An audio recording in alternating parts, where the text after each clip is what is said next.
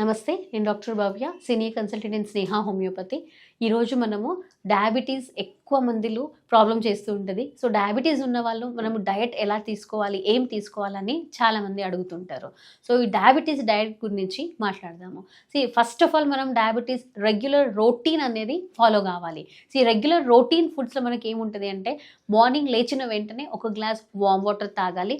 తాగినాక 1 hour compulsory walk వెళ్ళి రాండి. సో తర్వాత బ్రేక్ఫాస్ట్ ఉంటుంది. బ్రేక్ఫాస్ట్ అనేది మనము క్వాంటిటీ చూసుకొని తినాలి. ఇక్కడ మనకు డయాబెటీస్లో ఏమవుతుంటుంది, గ్లూకోజ్ లేదంటే గ్లూకోగోన్ ఇన్సులిన్ హార్మోన్ ఇంబ్యాలెన్స్ వల్ల ఫాస్టింగ్ పోస్ట్ నుంచి ఏది వేరియేషన్ ఉన్నా మనది ఇంటేక్ అనేది మనము క్యాలిక్యులేటెడ్ క్వాంటిటీస్లో తింటే బాగుంటుంది. మార్నింగ్ బ్రేక్ఫాస్ట్లో మీరు కంపల్సరీ ఒక 2 ఇడ్లీస్ లేదంటే 2 దోశ 2 చట్నీస్ తీసుకోండి. దీంట్లో అవాయిడ్ చేయాల్సింది ఏముంటుంది, ఎస్పెషలీ డయాబెటీస్ ఉందంటే కనుక మనము ఎక్కువ మనకు కొబ్బరిలు పల్లీలు అనేది హయ్యర్ క్వాంటిటీస్లో తీసుకోకుండా కొంచెం సాంబార్లు దేంట్లైనా మీరు తింటే బాగుంటుంది. లేదంటే అల్లం చట్నీ యూస్ చేయడం వల్ల మీకు కొంచెము డైజెషన్ ఇష్యూస్ కూడా రాదు. అలానే మీకు ఈ డయాబెటీస్ అనేది కూడా షుగర్స్ ఏమి ఎక్కువ యాడ్ కాకుండా ఇవి కంట్రోల్ చేసుకోవచ్చు. సో నెక్స్ట్ వచ్చేసి మనకు నెక్స్ట్ బ్రంచ్ ఉంటుంది. ఇక్కడ మనము డివైడెడ్ డోసెస్లో తింటూ ఉండాలి. అంటే ఒకేసారి తినకుండా మనము బ్రేక్ డౌన్లో తింటాము. ఇక్కడ మనకు బ్రంచ్లో ఒక 11:30 అలా మీరు స్ప్రౌట్స్ అంటే పెసర్లు ఉంటుంది కదా, పెసరలు మొలకలు రావాలి కంపల్సరీ. ఆ మొలకలు వచ్చిన పెసర్లలో మీరు ఒకరోజు కీరా వేయండి. ఓకే, ఇంకొక రోజు ఖాళీ ఉడికించుకొని అట్లనే తినండి. నెక్స్ట్ వచ్చేసి మనకు ఆ పెసర్లలో ఇంకొక రోజు కొంచెం మిరియాల పౌడరు కొంచెము సాల్ట్ స్ప్రింకిల్ చేసుకొని తినండి.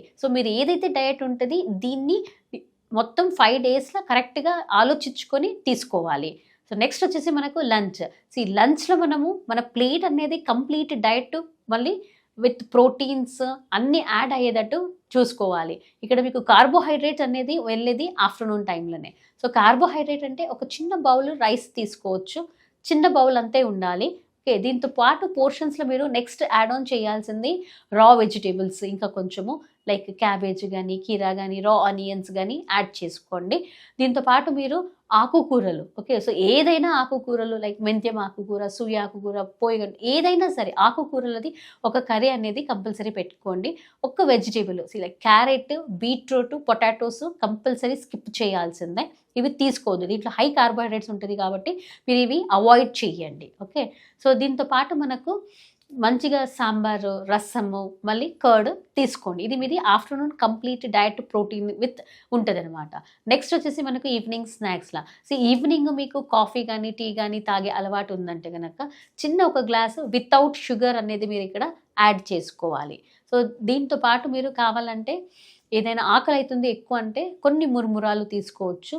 లేదంటే సీజనల్ ఫ్రూట్ ఏదైతే ఉంటుంది లైక్ జామకాయ, papaya, water melon, Musk melon, మీకు కొన్ని రెస్ట్రిక్టెడ్ ఉంటుంది ఇక్కడ కాబట్టి ఈ ఫ్రూట్స్నే మీరు యాడ్ చేసుకోండి.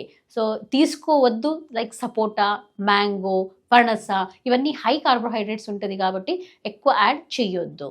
నెక్స్ట్ మనకు డిన్నర్. డిన్నర్లో వచ్చిన వెంటనే మీరు కంపల్సరీ జొన్న రొట్టి కానీ చపాతీలు లేదంటే పుల్కాలు, దీంతో పాటు ఏదైనా ఒకటి ప్రోటీన్ ఉన్నంత అంటే ఏదైతే మనకు శనగలు ఉంటుంది, పెసరలు ఉంటుంది, అవి ఏదైనా ఒక కర్రీ యాడ్ చేసుకోండి. లేదంటే ఏదైనా ఒక వెజిటేబుల్ లైక్ బీన్స్, క్యారెట్ ఇలాంటివి తీసుకోవచ్చు.